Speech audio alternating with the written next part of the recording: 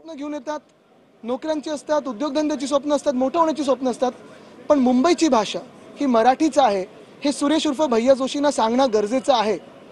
पण मुख्यमंत्र्यांचे आभार मानत असतानाच ज्या भाजपच्या गटात पोटदुखी आहे, म्हणजे आतापर्यंत आम्ही नुसतं ऐकायचो की भाजपात घुसपूस चालू आहे, घुसपूस चालू आहे, पण एकदम उठले आणि अंगावर कुठच्या तरी भलत्या सलत्या विषयावरनं, म्हणजे काय तर जावेद मियादाद आमच्या घरी आलेला, होय आलेलं आहे, पण तेव्हा माझ्या आजोबांनी ठामपणे त्यांना सांगितलं होतं की हिंदुस्थान पाकिस्तान मॅच आम्ही होऊ देणार नाही.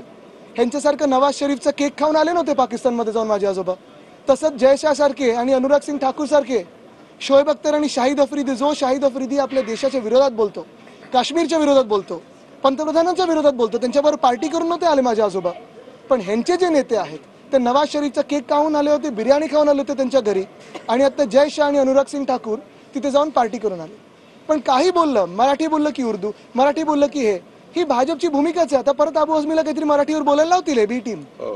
पण मुख्य गोष्ट हीच आहे, मी पुन्हा एकदा सांगेन की जी भूमिका आम्हाला मुख्यमंत्र्यांनी सांगितली की मुंबईची भाषा असेल मराठीची, महाराष्ट्राची भाषा मराठीच आहे, ती कृपा करून आज त्यांनी सुरेश उर्फ भैयाजी जोशी यांना बोलवून स्पष्टपणे सांगावं की इथे चालेल ती मराठीच चालेल.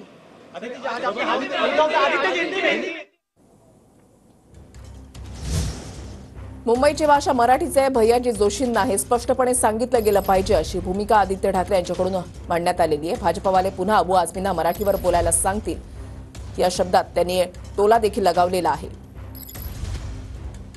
आदित्य ठाकरे यांनी